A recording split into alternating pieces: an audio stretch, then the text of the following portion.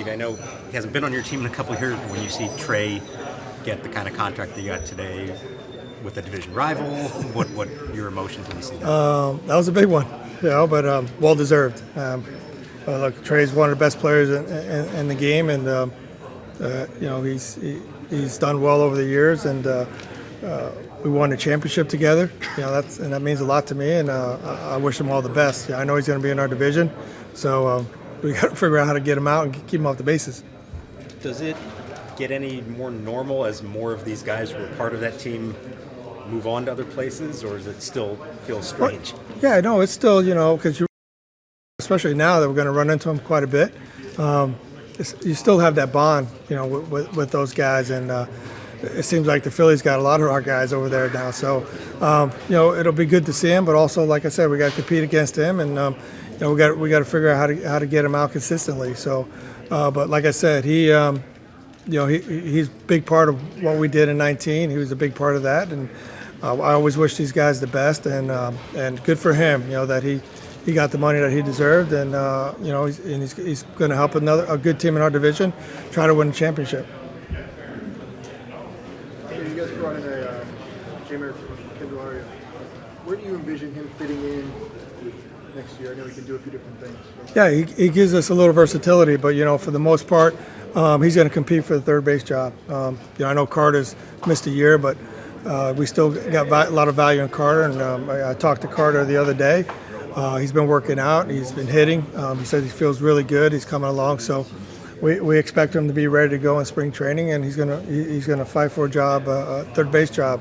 If that works, yeah, then J-Mer can do a lot of different things for us. So I'm excited about that. I've had him in Chicago when he was young.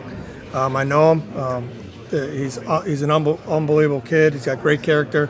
He's a leader in the clubhouse. So for me, it was when we talked about getting him, it kind of was a no-brainer.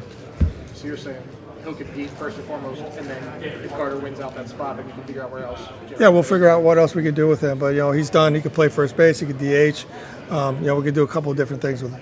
Has Carter been throwing or just hitting? No, he's been throwing. Yeah. And like I said, he's still on a throwing program, and he should be ready to go in spring training. What's your concern just on how? That's a major elbow surgery. I know he's not a pitcher, but what's just your concern level of how he'll bounce back? Well, he's going to bounce back. What I want to see him do, because third base, you got different angles on throwing, and we want to make sure he gets his reps. And if he comes back and he's ready to do all those things, and he can compete for that third base job, then he will. You talked about starting pitching in this season. You guys need a better starting pitching heading this next season. Do you feel like you guys want to see that in free agency, them pick up some more starting pitching and some guys to kind of bolster the rotation? Yeah, look, we got some. As you know, we got some starters, already in our rotation, but we don't feel like we have enough. Yeah, as you know, as the season goes along, things happen. We do need, especially if we can get another veteran starter, be great, one or two. So I know, I talked to Riz about it, and as you guys know, I truly believe in starting pitching, and that's what we're looking to do right now.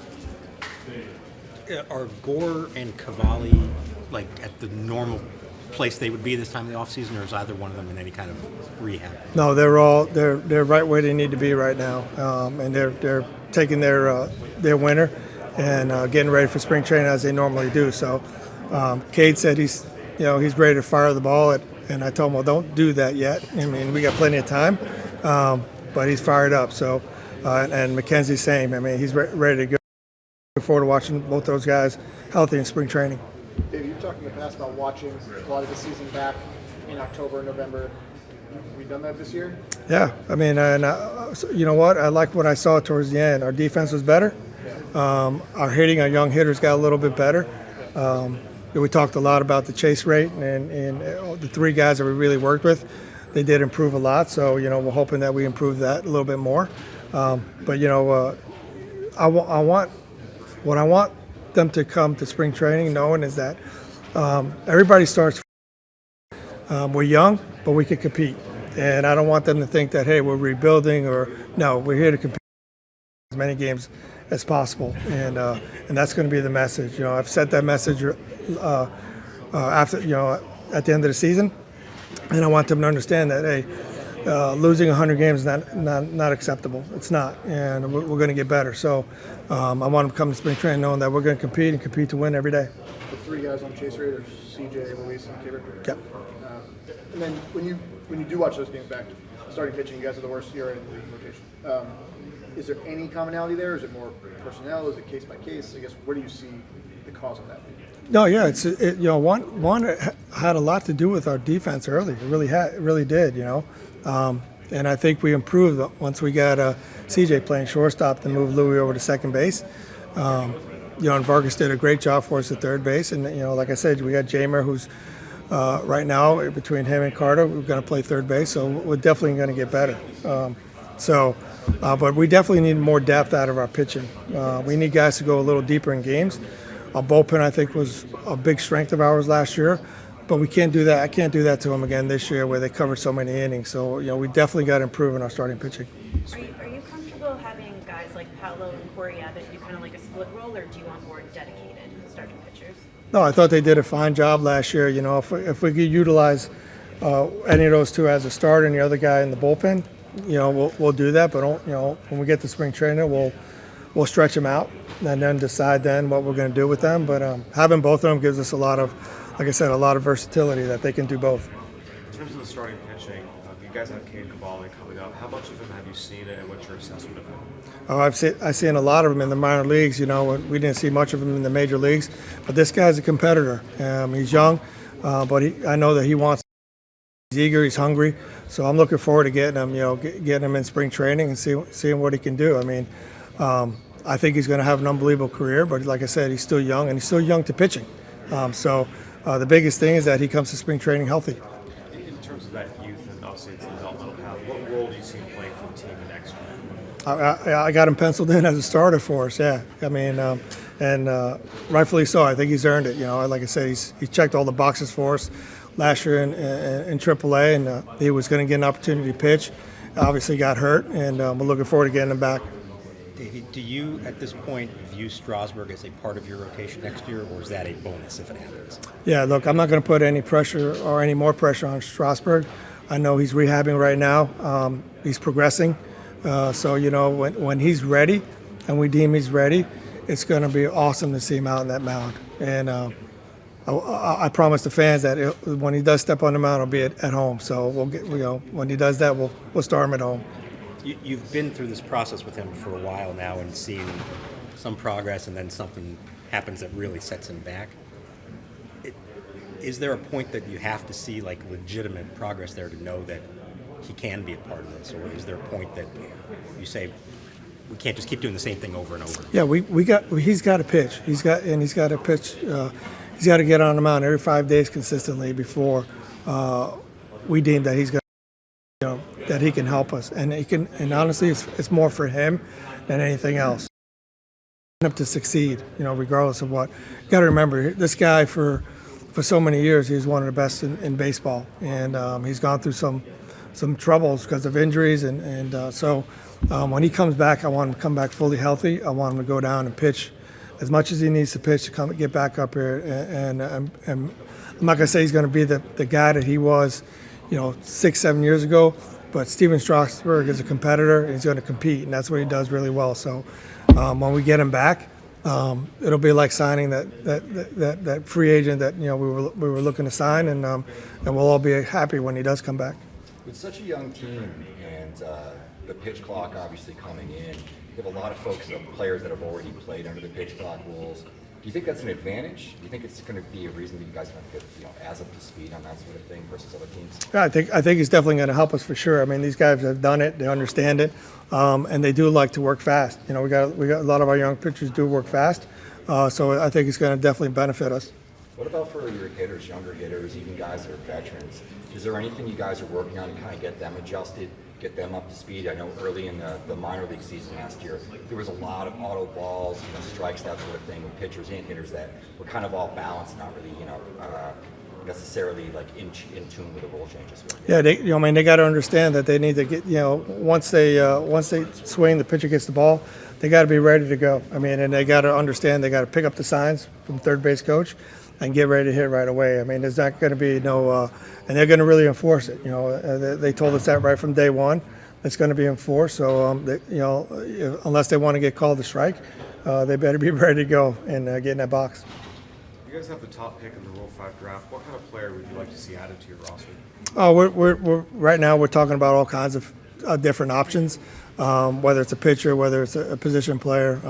So when the time comes, we'll try to pick the guy we feel like that could actually really help us. Because like I said, we are young, and I'd rather have a pitcher, because you could use him as if it's a young player. It'll be tough, if he's 19 to 20. To just put him in and try to get him at constant at bats. So, but we got, we're weighing in all our options and see what's going to be best. When you think of the starting, you mentioned starting pitching earlier. You guys have kind of added some guys from your more reclamation projects, not so sure things. For that role, would you like to have someone a bit more of a sure thing who has a proven track record, rather than maybe taking a swing on a guy who's coming off the bat? Yeah, we right now we're looking at a lot of different options, a lot of different guys. But yeah, definitely want a guy that's that we know that could give us some innings. I mean, we need a guy that could give us 160 to 180 innings, and those are the guys we're looking at right now. What did you learn about yourself as a manager last year, having a younger team versus the past? You had a bunch of veterans in your locker room. You know what? I know that I have patience. But last year I learned a whole lot more patience. Yeah. But you know what though? I sat back and I often caught myself laughing at some of the things that we've done, and the fact that I loved the guys, the way they played, the way they went, with the energy that these guys had every day. So I'm looking forward to watching these guys grow and mature, and so it'll be a lot of fun for all of us. But it was trying. I'm not gonna say I've been on teams where we win quite a bit, and losing like that was not fun. But I don't think anybody had fun in that clubhouse, and that's one of the big things the takeaways I took on my exit meetings is that all those guys were disappointed to losing so many games, so they want to get better and they want to compete. What's your off-season style as a manager? Do you talk to the players a lot? You kind of let them do their own thing? You WhatsApping them? I've let them do their own thing for a little while, and then I started talking to them, now and trying to let them know. And for the most part, I'm getting videos of them hitting, working out, and they send me all this stuff. So it's pretty cool to watch these guys. I can tell you now, I've seen Lane Thomas already hitting on the field and working on trying to stay on the ball, hitting the ball in the right center field. So it's kind of nice that these guys really took it to heart about being ready. Like I said, being ready day one of spring training and make that our opening day, so that we could work on baseball stuff and not worry about getting ready physically. Who's been really enthusiastic to show you look at what I'm working on? Oh, there's all of them. I mean, K Bears, we've been hitting. Louis looks great. Louis lost about, and he looks amazing. I mean, 9% of body fat. He looks really good. I mean, so he took it to heart that he needs to be more agile. He needs to be quicker on his feet. So he looks great. Victor Wentz playing winter ball and is doing really well. So working on some of the things that Darnell wanted to work on. And I think Darnell's actually headed over there this coming week to go watch him play a little bit and talk to him. So we got some things going on, and we got some. We're definitely vested in all our players. How does a more agile Luis Garcia impact the way that your infield looks? Oh, it'd be awesome. I mean, he's got good hands. We talked a lot about him his first step, and we think that this will help him out a lot. So. And it's also going to help him run a little bit better. And, as I told Louis, hey, you definitely got some pop in your bat. But right now, let's just worry about the chases and putting the ball in play. You hit the ball hard when you do hit it, using the whole field. And if you could hit 40 doubles, the results are going to be you probably hitting 20 home runs, in the meantime. So that's something that he wanted to work on this winter. Is the quickness even more important with not as much shifting too, because he has to cover? He's got to cover a lot, yeah. So, and I think honestly, if you look at the other side, I think it's going to help our hitting out as well. With CJ and Louie and even Jamer, who I've known, who does hit the ball a lot in that hole. I think it's going to help him out a lot as well. Do you go through the offseason, any moves you guys make, thinking about the rule changes and how they might fit in better than maybe a year ago. Maybe you wouldn't have thought this is a guy to go after. Yeah, no, this is this is the reason why we looked at we had a list of non-tender guys that we thought could fit, and we looked at Jamer and his numbers and the amount of ground balls he did hit to the pole side. That we thought, hey, it could definitely help him. And here's a guy he's hit doubles before. I think last year after talking to him for a while, he got caught up in really trying to hit home runs. And I told him, I said, let's get you back to using the whole field, and good things will happen. Davey, you talked about Victor playing winter ball.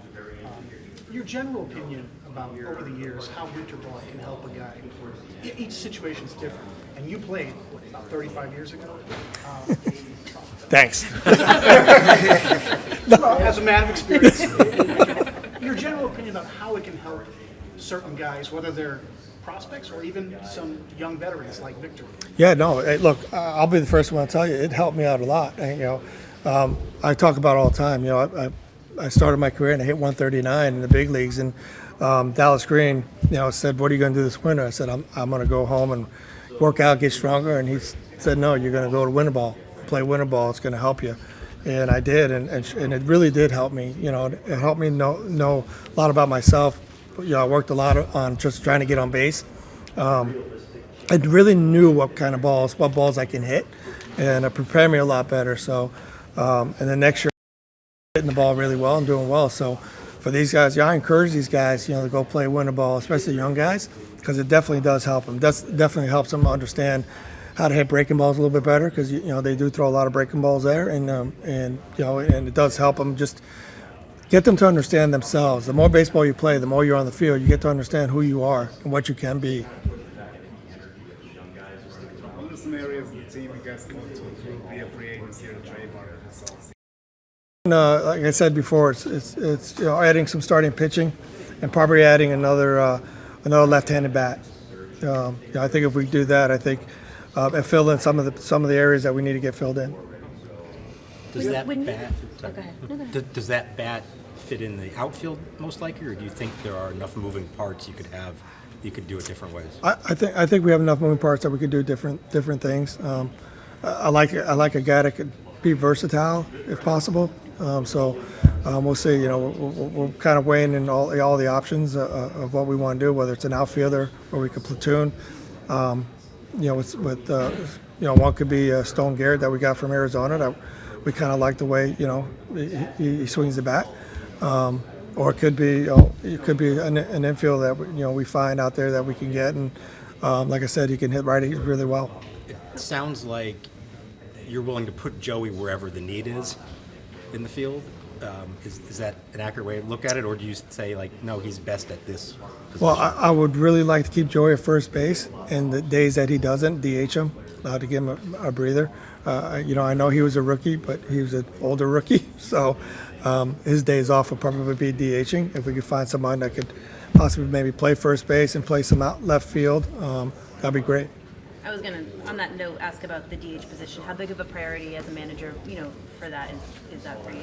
Well, we definitely would like to have one, but like I said, I think we have enough moving parts where if we had a platoon, two guys, that we could do it. But it'd be nice to have a big bat in our lineup.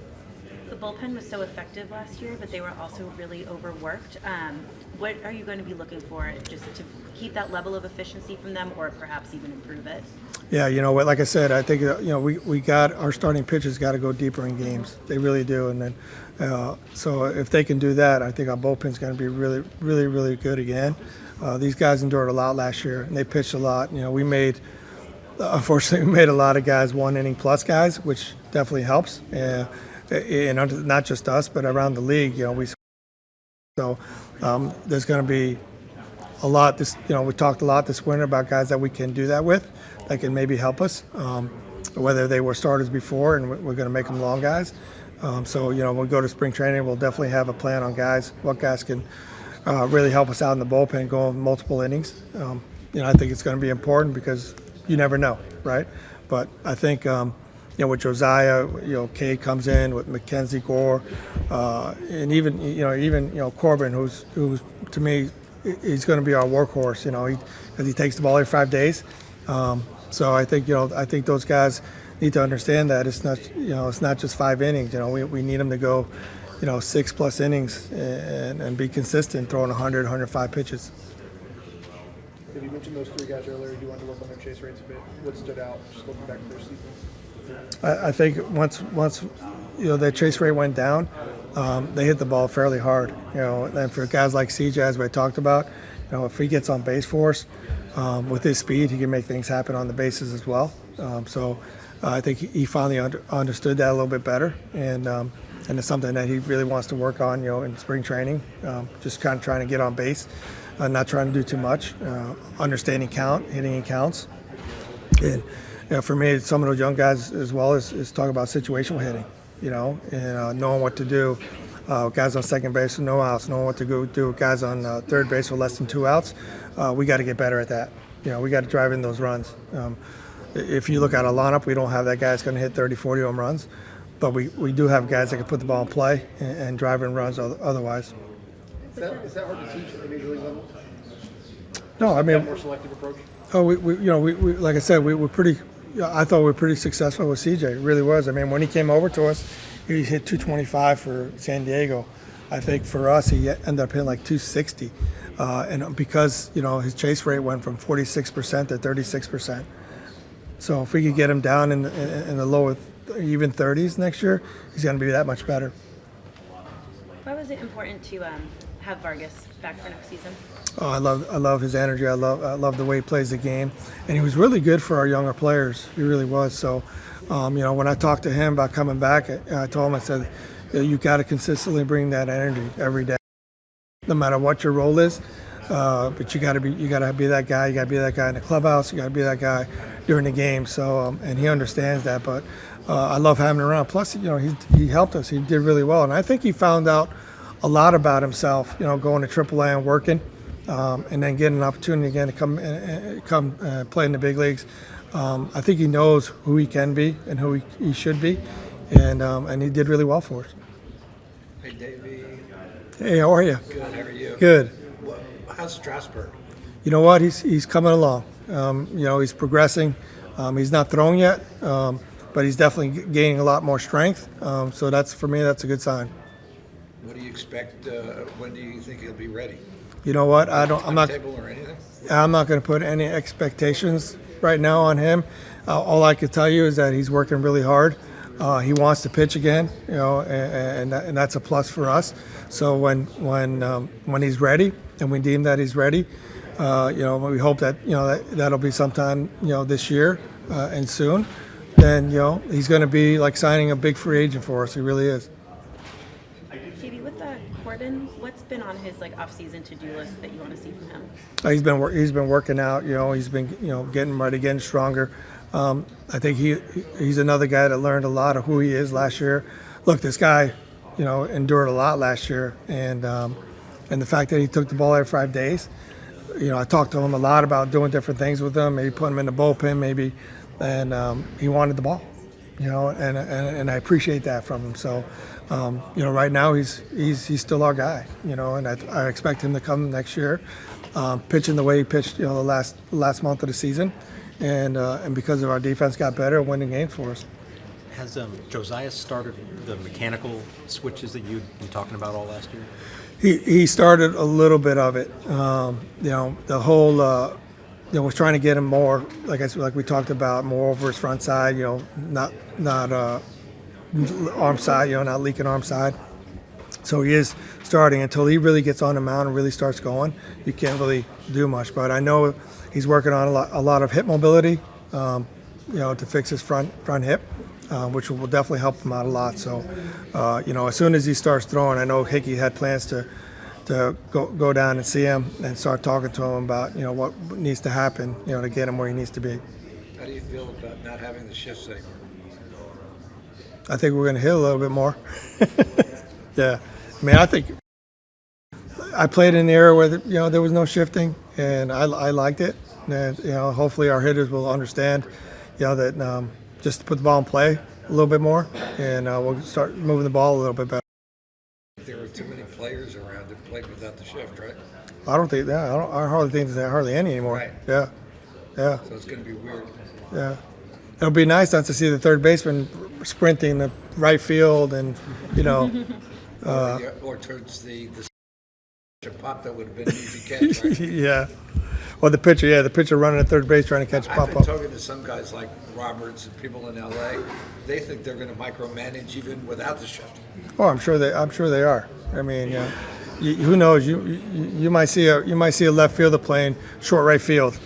I mean, there's going to be people trying to figure out how to do things. So, because there's no rules that the outfielders can't move around. So, No. Speaking of outfielders moving around, are you having Lane work as if he's preparing for right or left field this offseason? he's Lane. Lane's going to. I told Lane to be ready to play everywhere. For right now. I mean, I think he did really well playing right field. But he's a guy to me that could play all three and play them well. Thank you, sir. Thank you. Okay. Appreciate it.